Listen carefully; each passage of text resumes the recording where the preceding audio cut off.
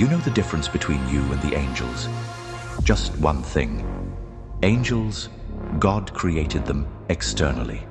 But you, God created from within himself. That's why they are servants. And you are a son.